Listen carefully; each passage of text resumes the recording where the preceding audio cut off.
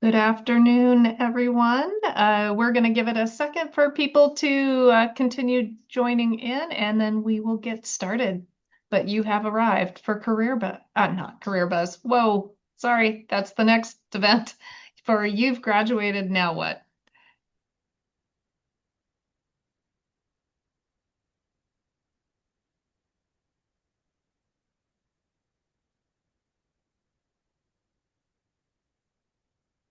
All right, it looks like our number has stopped going up, so we'll get started. Good afternoon, Sacramento State graduates, and thank you for joining us for our Q&A panel, You Graduated, Now What? We'll be discussing all things networking, job searching, volunteering, and grad school. As many of you in the midst of celebrating your accomplishments, you may be asking yourself, okay, I graduated, now what? Um, Totally normal. You are not the only one having those feelings. And today, our hope is to provide you with some tools, resources, and perspective to really help you take that next step on your journey of what's next. Our panelists here will share expertise. They've not only been in your shoes, but they have chosen a profession that includes working with students, with recent graduates, and really helping shape their journey on that next step. I am Jennifer Barber. I'm the Assistant Vice President of your Sacramento State Alumni Association. It's my pleasure to be with you this afternoon as the moderator for this program. This program is one of many that your Alumni Association holds to help you utilize what you got out of Sacramento State to move forward. As a member of the Alumni Association, you have opportunities to engage with your peers, with fellow Sac State alumni, and the surrounding community. We have more than 300,000 Sacramento State graduates, and we encourage all of them to stay connected through a variety of ways, and that can be as simple as reading our email newsletters and attending events to volunteering, serving as a mentor, being part of a committee or a board, working with our chapters or our networks. So lots of ways that you can plug in and stay connected. In the chat, we will be including useful links throughout the program. So as a speaker talks about something, that will get dropped in there. And part of those will be your alumni membership opportunity, events that we have coming up, and social media handles. So check those out and use those to stay connected. I will answer one very important question that we always get. Yes, we are recording this session, and we will send out a follow-up email with a recap of links shared as well as a recording of this presentation. So you will have it for your reference, or you can share it with friends who couldn't make it. Now I'd like to welcome our panelists and invite them to introduce themselves, sharing name, pronouns, role, department or organization you're representing, and what degrees you have earned. So let's kick it off with Erin Mahoney. Hi, everyone. So I'm Erin. I use they, them pronouns, and I'm your Student and Recent Graduate Engagement Officer here at the Sacramento State Alumni Association. Is that all? All right. Yes, That's all you get yes. for now. Okay, thank you. Melissa. Hi, everyone. My name is Dr. Melissa Repa. I am an alum of Sacramento State Educational Leadership Doctorate Program, and I'm currently the director of the Career Center here on campus. So welcome, everybody, and stingers up. Stingers up for sure. Jose. Hi, I'm José Martinez. I oversee the graduate admissions here at the university. I am a graduate from the University of San Francisco with a degree in history. Wonderful. And Rhonda. Hello, everyone. Rhonda Staley-Brooks, and I am the Director of Community Relations for SMUD. I am a double Hornet 95 undergrad with child development and a 2018 EMBA through the business program.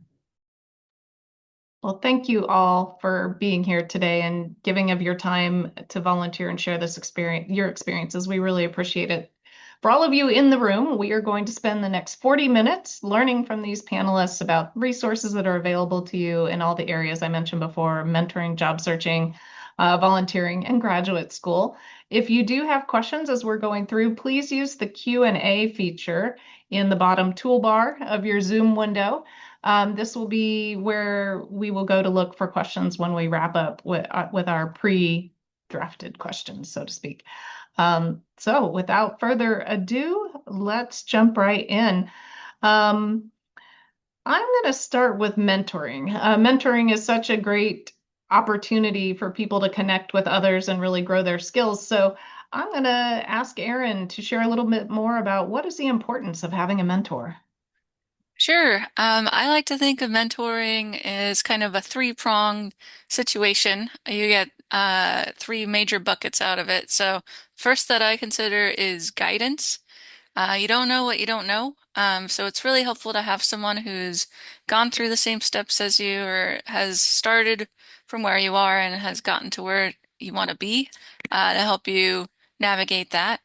I also think having a mentor, someone who really sees you, can help boost your confidence, which is huge when you're trying to put yourself out there and go after some things professionally. So, they can help you see your own potential.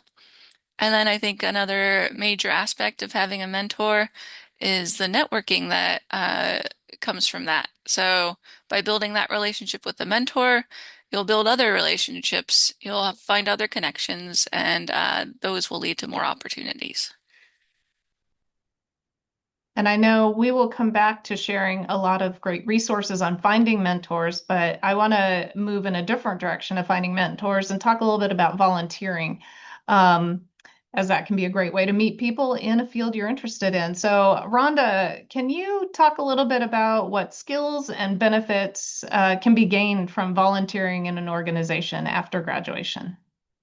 Yeah, thanks, Jennifer, for the question. I tell people all the time is that you go to school and you don't always have the skill sets from just going to class. Some people aren't able to work during the school year. Some people work an odd job during school. So we use volunteerism to replace the skills that you probably haven't reached yet. So volunteering can be as easy as finding your local nonprofit, doing an internship, and gaining skills that can help in your field. I want to do a big shout out for the Career Center because I actually found my part-time job at the Career Center back in 19, I'm not going to say the years, but that job led to a 23-year career at the organization that I started out with. So I didn't walk in with a long resume of work experience. I had a lot of volunteer experience. I was in the sorority. I made sure I volunteered at all the different events on campus. I translated that experience into work experience. And so we often forget the time that we get for free, our time, talent, and treasure can be used for your resume. Well, and you couldn't have teed it up any better for me to go to the Career Center. One of our standard questions is like, can I put volunteer experience on the resume? And you've addressed that. And Melissa, I invite you to elaborate on that, but maybe you could also share a little bit about what sort of services do recent graduates have access to through the Career Center? Because I know we hear sometimes, oh, I missed the boat. I didn't use the Career Center while I was on campus. Yeah, sure. So the Career Center offers services for both students and alumni, and it includes career counseling. So for students who maybe need some guidance on how to craft their resume to highlight their volunteer experience or their other education and work experience. And alumni have access to all of those career counseling appointments. They can also access our big interview prep tool, our labor market insights. Handshake, of course, is the big tool that we use, both to post on events as well as, thousands of job opportunities. As far as how to put your volunteer experience on the resume, it really is going to depend on what you're trying to tell your resume for. So if you don't have a lot of experience in an industry that you are applying for, in terms of paid work experience, but you have done volunteering, you've done projects, you've done, maybe community development or student organizations, that's where you can actually put that under that experience. Some people also like to have a separate sort of other relevant experience section. Others just include it and just make sure that your job title includes, volunteer. So, but yes, we're here to support you and help you both identify careers that you might be interested in, but also to expand your network through employer networking. Thank you. Wonderful. And, it really is a valuable resource to take advantage of the Career Center. If you didn't notice on Melissa's background, there are 2 career fairs coming up, March, is it 2nd and 3rd? It's real small for me. March 2nd and 3rd. So keep that in mind as well, because as alums, recent grads, you can come back for those career fairs and meet people who are hiring. Melissa was talking a little bit about resumes and things that people in your direction that you hope to go for employment might want to see. And in some cases, that might be grad school. So I'd like to invite Jose to talk a little bit with you about when is graduate school a good option? And if you decide that it is, how soon should you start preparing for that? It's definitely not you decide today you want to go to grad school and you're starting classes tomorrow. So Jose. Hi. Yeah, not every career requires graduate level education. One of the best examples is always our engineering students. They get their bachelor's degree, they can go in and start, no problem. Graduate becomes an option for them when they decide they want to be a project lead, team leader, whatever that position may be. Sometimes they're lucky enough that a job really likes them and wants them to go get it, so they can become the project team leader, and sometimes they get lucky and they get it paid for. But really, it's looking at, what do I want to go do? Do I want to be a high school teacher? Well, you're going to have to go for a credential.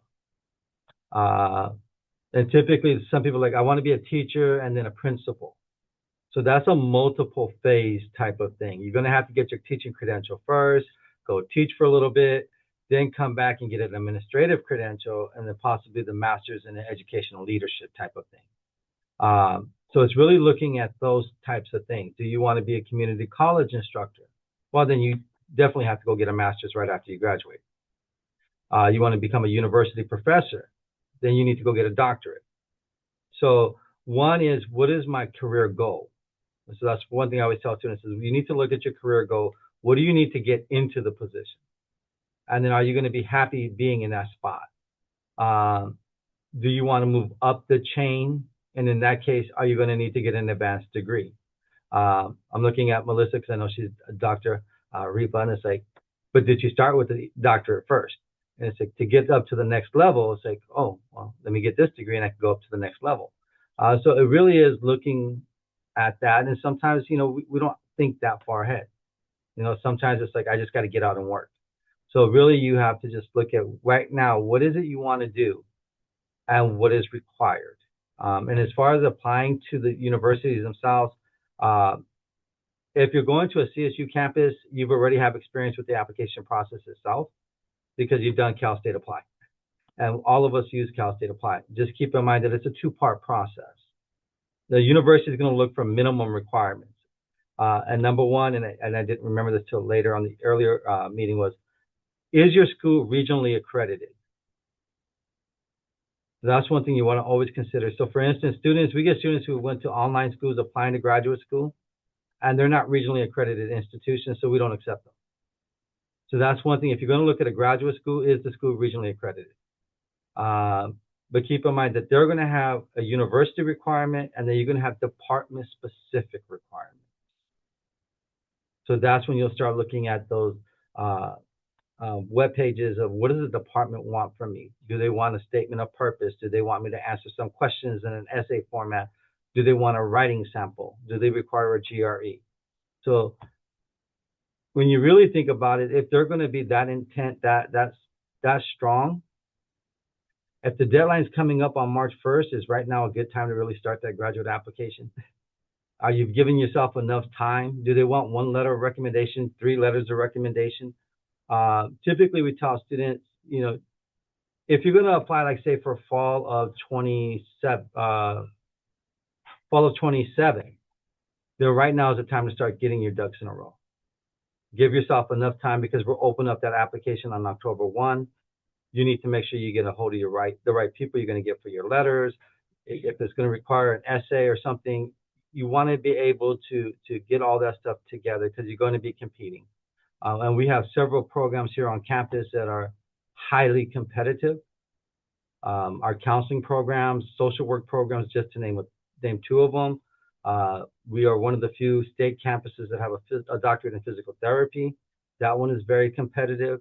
So, get to know the program, what do they want, and then start getting your ducks in a row. Do they want me to have, and this is where volunteer and all the other stuff come in. Social work wants you to have some work with people.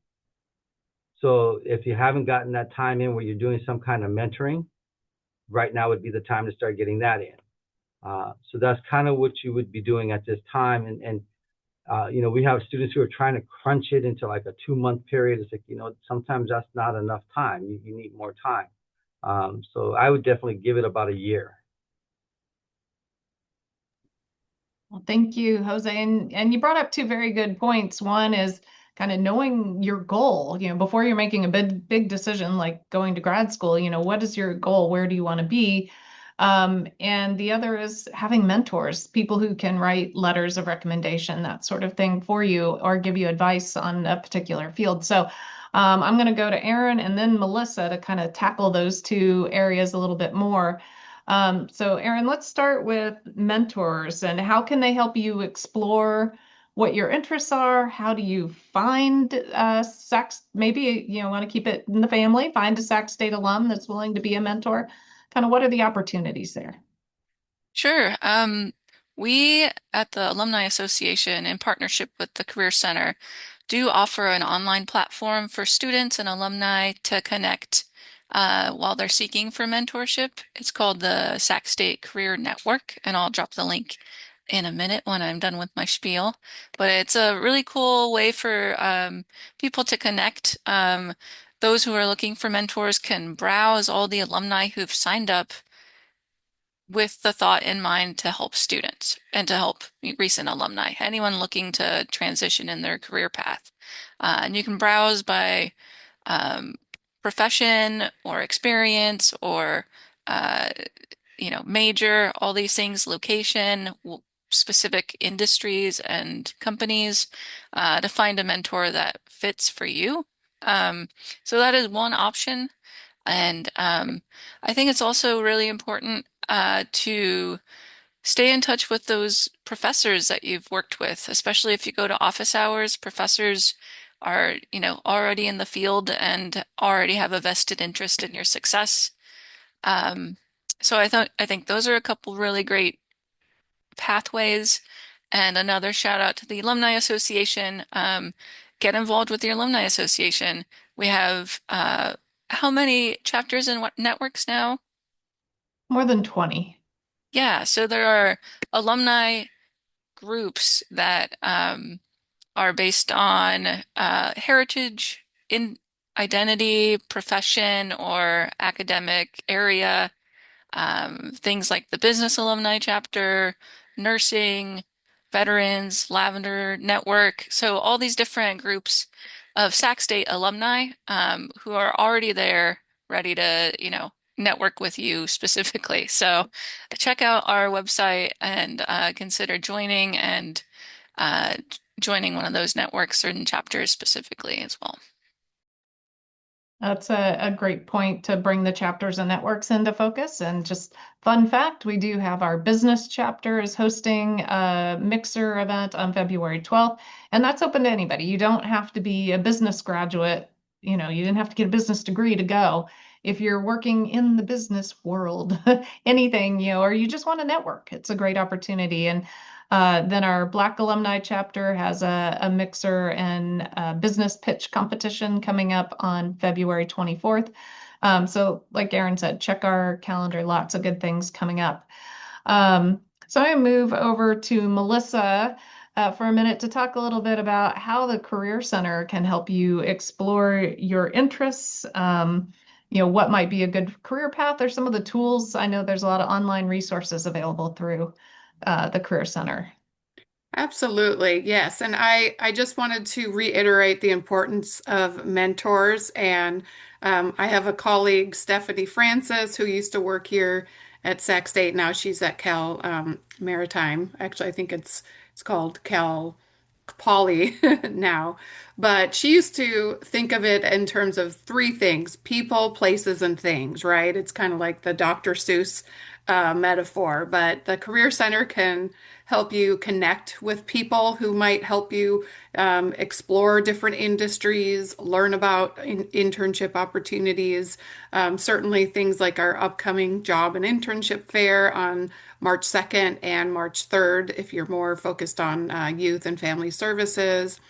And we also highly recommend going to employer networking events, even if it's not in your major. So, SMUD actually came up, we were talking about engineering and power engineering and all the opportunities, but there are so many other positions at SMUD beyond that engineering focus. And so if you see a company, an industry coming that you're not quite sure about, take advantage. You might actually learn something and be inspired to learn more. We also, in terms of places, we have both virtual as well as in-person opportunities for you to meet with career counselors, network with employers, and so we try to make it as convenient as possible. A lot of students don't realize how powerful Handshake is. That's one of our online tools. And I believe last year I counted over 200,000 job and internship opportunities that were specifically for Sac State students. A lot of our employers are local, California and within this region, but Sacramento State is also known nationally. So definitely check those out. And then as far as things, I mentioned some of the tools, labor market insights. I definitely want to encourage you to take a look at that.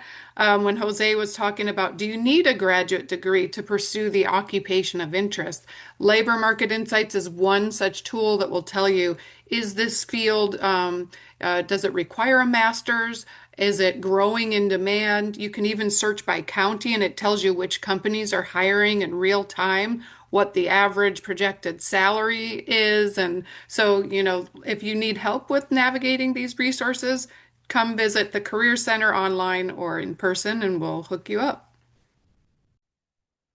Well, you've heard about some amazing resources literally at your fingertips in many cases that you could just, look right up.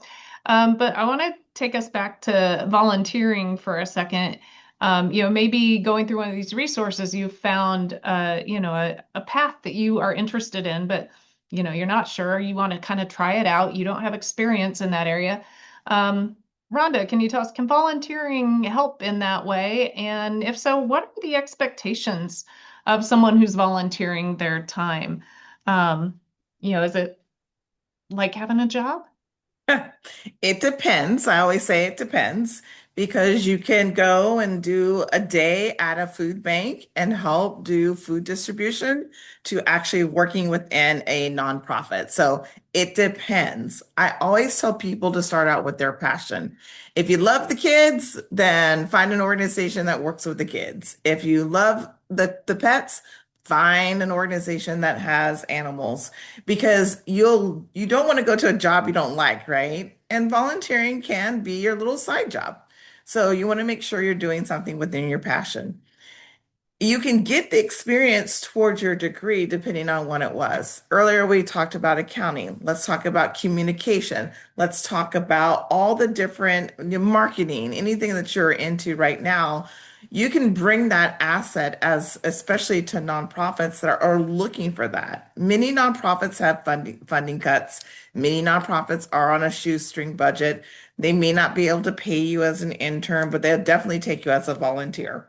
So this is an opportunity for you to try some of your skills on an organization that is desperately needing help. So I talk about why volunteering is important for your resume. I said that a little bit earlier. But for me, finding places that you're passionate about is going to be twofold. Okay. So that's why don't just pick anything to volunteer at. Make sure that you're going to enjoy the volunteer experience. Internships is important, right? Especially if you're trying to stay within your field. So I will say to you, thank you for the shout out to SMUD. SMUD has college internships. My CEO was an intern from Sac State in February of 1982. He did all the jobs at SMUD and has been the CEO for the past 6 years. So you never know where a good internship will land you as well. Fantastic. So you've started this journey, you're kind of exploring your interests, your passions. You've decided it does align with going to graduate school. So you want to go that direction. Jose, can you tell us a little bit? I know you started touching on what the application process looks like, Right. but are there checklists that people could access? And, I know people always worry, well, how am I going to pay for it? Any Right. insights on paying for graduate school? Yeah. So first, let's do the again. The application is usually a two-part process. There's usually a general university requirement. So like for us here, graduate study is going to review GPA and school accreditation. And since you all are all Sac State alumni and we are WASC accredited, which is regional accreditation, all of your degrees are valid and would be accepted at any graduate school across the country, or actually even globally. Having said that, when you're selecting a graduate program, you still want to look for that same thing. So that's number one. What is the accreditation of the school I'm interested in? Because you may not want to come here to Sac State. Number two, I would say also look at location. Is it something for you that you can move? If you need to go online, again, you're going to look for that accreditation because there are a lot of online programs, but they have what is called national accreditation, which is distance educational. That is not regional. So nobody's obligated to actually accept it the same way they would a regional degree. So that's something to consider. The next step is looking at your program. Who are the faculty? Are the faculty members or is there anybody on staff there that has done work in the field that interests you? Because that could be somebody you would like to hook up with because you're going to need a graduate advisor. So if you can make a connection with the faculty member. And one of the things that people sometimes they don't give enough credit to is location. So if you're a person that is an extrovert, and you like to go out, you like to have fun, would you go to a university that's somewhere in the middle of nowhere? Penn State is a great university, but it's settled in a small town that's really built around the university. It's called College Town or State College Town. It's smaller than UC Davis. So, and the winters are colder than over here. They will get heavy snow. So is that something you can deal with? Sometimes students don't think about those things, but those are challenges that you have to do a lot of self-reflection on. So that's some of the general things. But then when you start looking at those programs, what does the program want? What is the program's philosophy? And those you're going to find by looking on the website. Again, like our counseling program, there are two statements you have to do. One is they'll give you a question. They're going to ask you about policies and trends within counseling, a specific category. And they almost want that to be like a small research paper. They want to see some work cited showing that you've looked into the field and you're aware of some of the issues that might be coming up. The second one is an actual personal statement where they're asking you, why do you want to be a counselor? Why do you want to come here? So that's where you get to be a little bit more personal. And sometimes we don't weigh enough on there. There are things, even our skill sets that are coming from our everyday lives. Sometimes we are the intermediaries, the bridge builders between cultural differences, between generationals. Maybe our parents have migrated here and we're first generation, but our parents don't always understand things and we're playing the translator, communicator.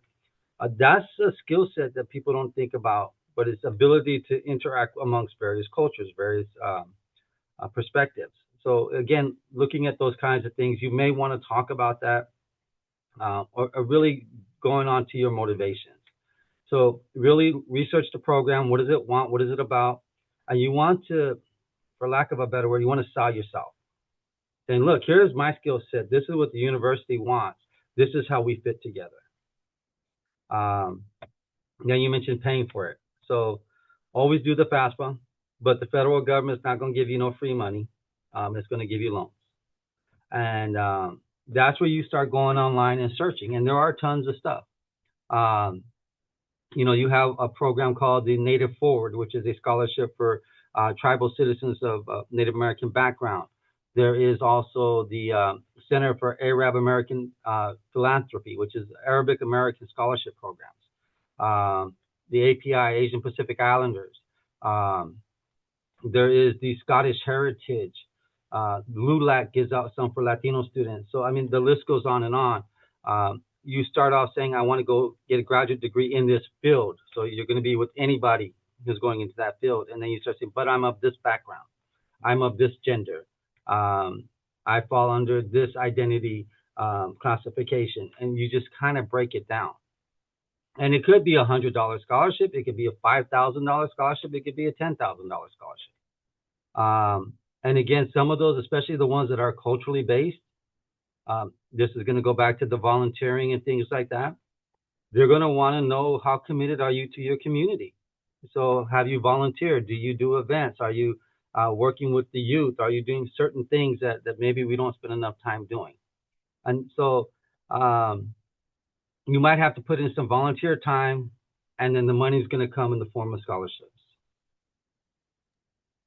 Those are excellent points. I know when I was applying for scholarships, I didn't even think about kind of looking deep in my background. And my father was career military, and it turned out there were all sorts of scholarships for dependents of military, people who served in the military. And I was fortunate to get a couple. So, really kind of think about all the facets of your life, like Jose said, and there's probably opportunities out there.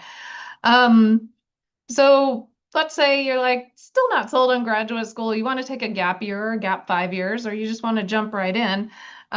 Melissa, can you share a little bit about what's going on in the job market? What are the best ways to find jobs out there? I know you mentioned the industry insights and who's hiring, but how do you find the actual jobs? And what's the current status of hybrid, work remote, in person? Kind of what is that landscape looking like? All right, thank you for the question. So the Career Center team, we keep regular tabs on what's happening in the labor market, especially regionally. The National Association of Colleges and Employers, I think they just put out a labor market report on fields that are hiring. So we definitely have that information. We also are seeing a huge increase in skills-based hiring. So what that means in some ways is that your degree doesn't have to necessarily be the only, factor that leads to the position if you were able to gain the skills and experiences other ways. But that also means that employers are increasingly looking for ways that you demonstrate those skills, not just put it on a piece of paper and say, I went to a course and learned this. And so definitely keeping that in mind. Of course, we always recommend things like job boards. There are ways that you can code your job board so that keywords can be basically tailored and you don't have to go in every day, but it delivers kind of regular messages to you when an industry or a job of interest based on your keywords comes up.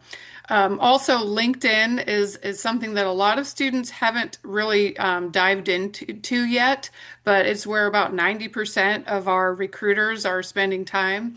There was this one recruiter, I remember her mentioning that her mom couldn't get a hold of her via phone, via email, and she finally reached her on LinkedIn because she was so embedded in that tool. So definitely connect to alumni on LinkedIn. That's a great way for you to explore different career opportunities as well. So sometimes people ask the question, well, what can I do with this major?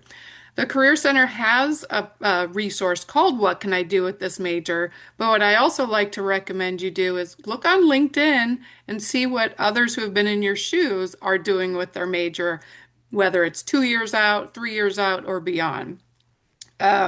And then as far as the hybrid versus remote, I did actually look up that data because I knew this question was going to come up.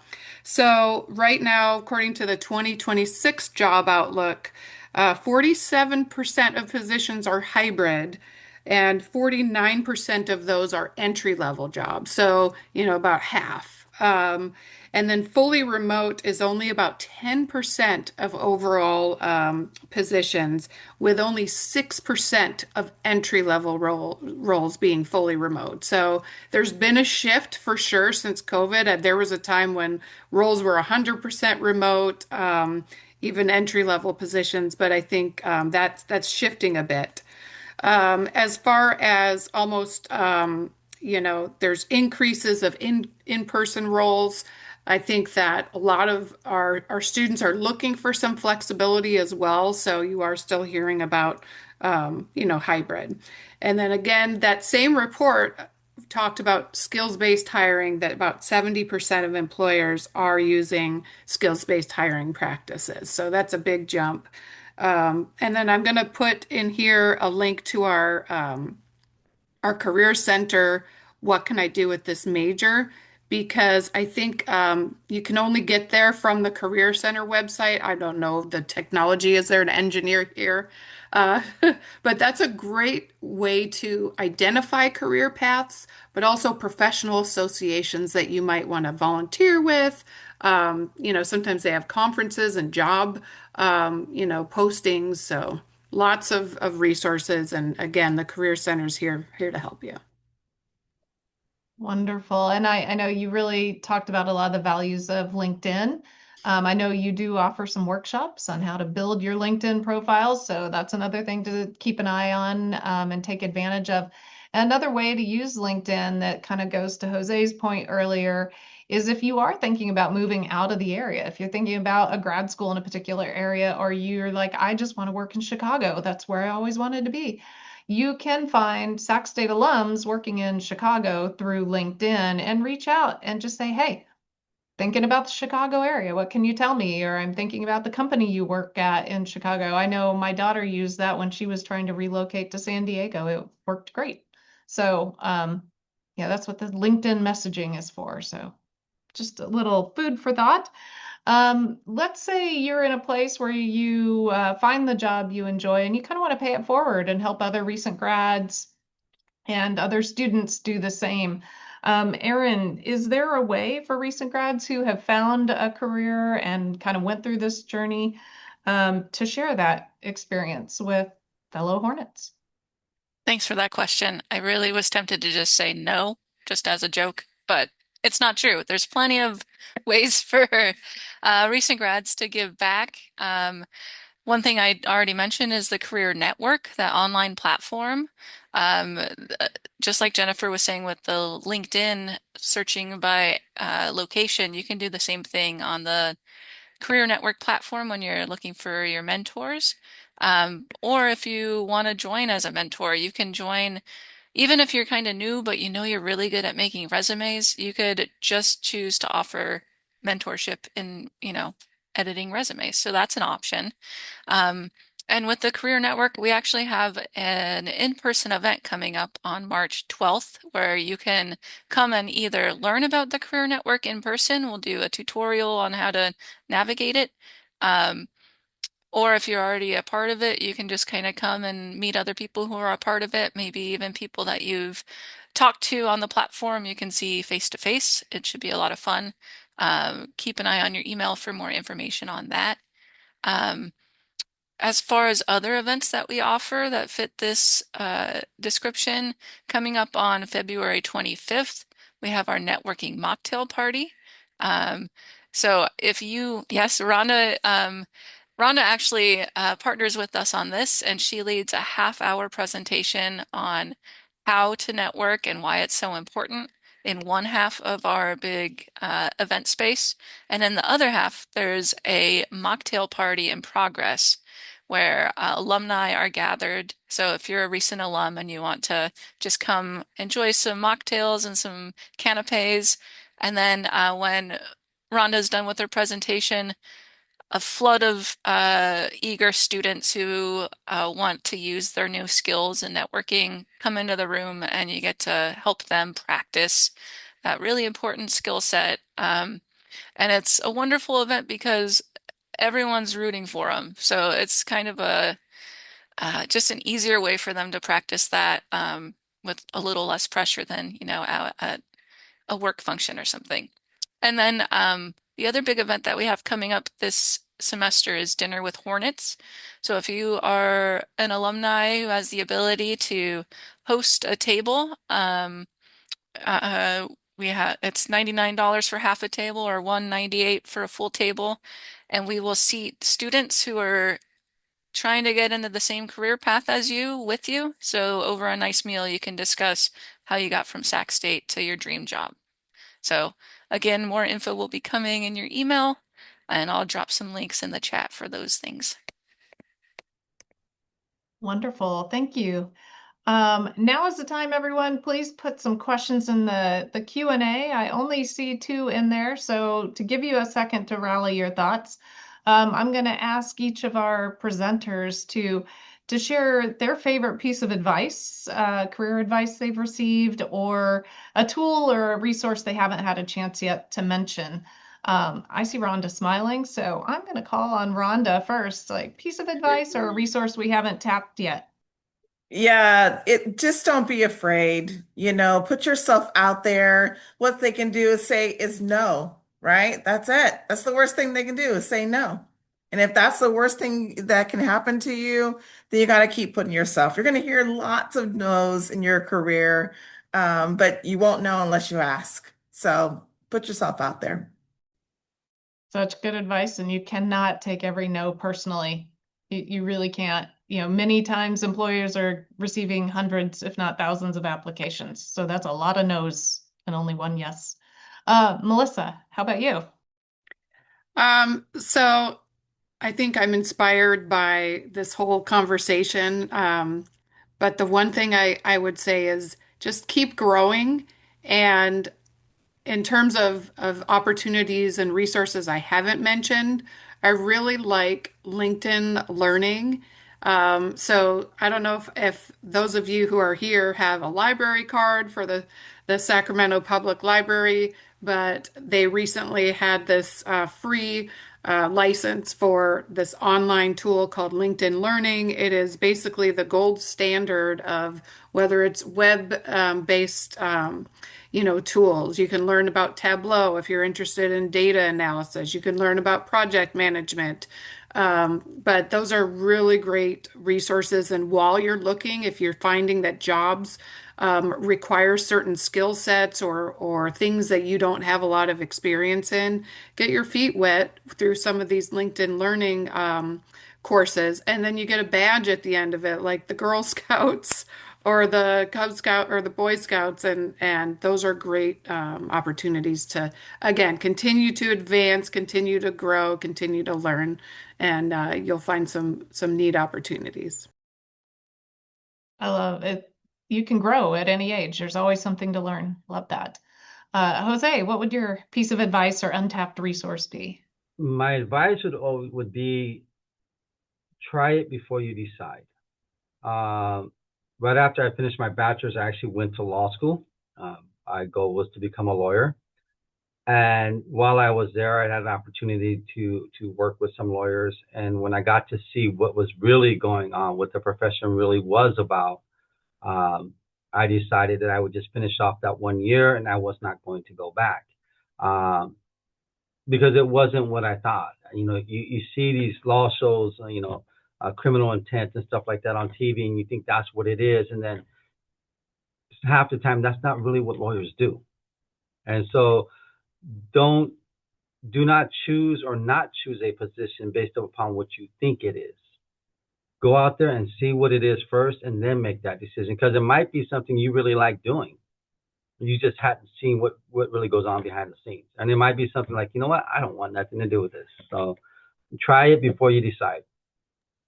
And I would say probably in many professions, the Hollywood portrayal is not always really connected to reality. So big dose of reality checking there. Erin, how about you? Yeah, I think one of the best things I ever did for my career and for my life personally was volunteering with a really scrappy organization because that meant I could do anything within it. So I learned how to organize events, I learned how to make flyers, I learned how to do the books, I learned every single skill that I could want to learn and some that I didn't want to learn. I learned doing something that I really loved and believed in that made a difference and just gave me so many opportunities to grow personally and to just figure out that if something doesn't exist that you want to exist, you can make it exist. So, yeah.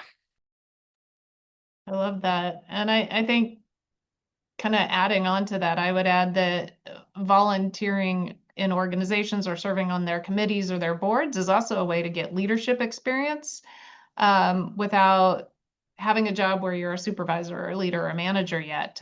Because if you move up those ranks, you volunteer to be the vice president of events or something, you're getting real life experience that you can put on your resume. It's an actual title and a role, and you're working with other volunteers to coordinate and make things happen. So, all great, great, great advice. So we're gonna go to the Q&A. The first question, I don't know if we need much to respond to than to reaffirm that you will get them. So someone was asking about adding links for all the events in the chat. And I think Erin's been doing that as we went along. I know a few people have popped in a little late, and so I don't think you see what was posted before you arrive. So we are going to send a follow-up email probably next week or so with all of the links and the video link as well. So you can rewatch what you missed. You can find all the links to the events, the resources. And so you will have all of that at your fingertips. And then the next question, what are some of the recommended steps for a new business/accounting bachelor's graduate? Anyone want to jump in on that? I see Melissa. I'll start. I just want to reiterate the people, place, and things metaphor that you want to connect with your professors. You want to connect with folks from professional associations. You want to meet employers. Come to the career fair. Oh, other way. Come to the career fair. It's important also that you update your handshake profile to add your alumni email and make sure that it's tailored to your job search. I don't know that students tend to realize this, but there are employers who will specifically reach out for certain industries and majors if you update that profile. Same thing with LinkedIn. And then in terms of what can I do with this major, I recommend going to those featured tools on the Career Center website, both to look and explore what are some different avenues that accounting students have taken, whether it's in government, business, etc. And then also that Labor Market Insights has been really great to give you real-time demand, who is hiring right now, and check out the Career Center as well.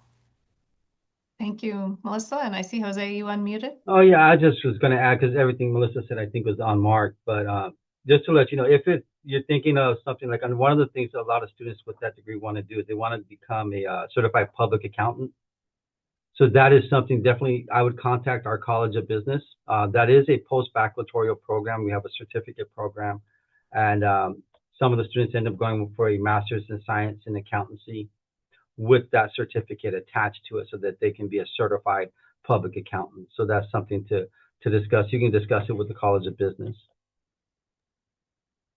I think, if accounting is the route that you want to go, there are also, almost every organization that has money of any sort needs somebody who can help them track their money, how it's spent, how it's coming in. That includes organizations looking for volunteers. So, think outside of the bubble of just working at an accounting firm. Every company under the sun has an accounting department.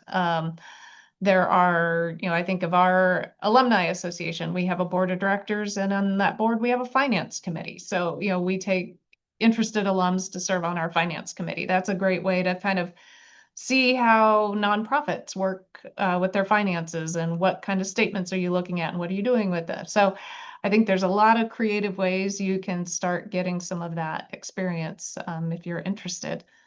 All right. I am not seeing any more questions in the question and answer box. So I'm going to say thank you again to all of our speakers. Big round of applause. We really appreciate you giving your time after a long day in the office. And thank you all to our attendees. You've taken that critical first step. You showed up, you're willing to invest the time in yourself, your growth, your development, your journey. And we encourage you to keep doing that, stay involved. Everyone along this screen of speakers is here to serve as a resource. Look them up on LinkedIn, look them up in the Sac State Career Network, and make a connection outside of this event. Any other words, Jose? I do see two new questions popped up. Oh, well, look at that. Thank you. And my suggestion on that one is that, again, it's kind of like what you were saying about the accounting.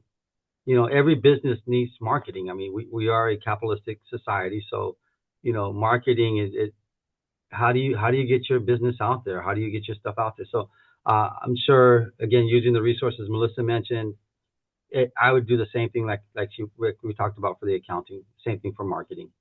Yep. And that is also another great volunteer area. A lot of nonprofits don't have social media people. They don't have, that's a real area where especially smaller local nonprofits could probably use some help from a recent graduate who wants to go into marketing. How could they use social media to grow their business, their profile, attract more funders? So yeah, I And think you should look at the SMUD internships. We have marketing departments. We have a corporate communications. I work in the marketing department under community relations, so that you can take marketing in a whole bunch of different directions. Rhonda, do you still have to be a current student to be an intern through SMUD, or can you be a recent grad? So those are current students. A recent grad, I believe no, because we will keep you until you finish out like a 6 months after your graduation. Okay, good to know. But there are some companies that do consider recent grads for internships as well. So I think, keep an eye open to that. Be sure to ask that question if you are already a recent grad. All right. Anyone else want to pop in with a last minute question? I was All just right. going to mention in terms of the marketing that what can I do with this major resource is really helpful because it gives you ideas for industries, not just the marketing profession. So whether you're looking at entertainment, brand marketing, manufacturing, I think it'll help you kind of think outside of the box. But in terms of nonprofits and volunteer opportunities, social media is like the number one skill that folks are looking for. So even though those might be things that you already know how to do, those are skills to definitely, enhance and continue to grow. And talk about a career field that has just exploded in the last decade. I don't know if 10 years ago there were such things as social media jobs, but now it's a whole profession. And I think, taking the time to invest on that example, how do you take what you know about how to do social media and put it on a professional lens? How would you respond to people reviewing what you're posting, giving critiques, making edits before you're posting on behalf of an organization? So some of that requires self-reflection as well, to be ready to take that feedback and know, again, it's not personal, but it's making your work product better to represent whoever you're representing. Sorry, close to my heart, marketing background. All right. Well, I'm gonna try again. I'm gonna say good night and thank you all so much for your time, and hopefully we'll see you at another event real soon. All right, go Hornets, stingers up. Bye.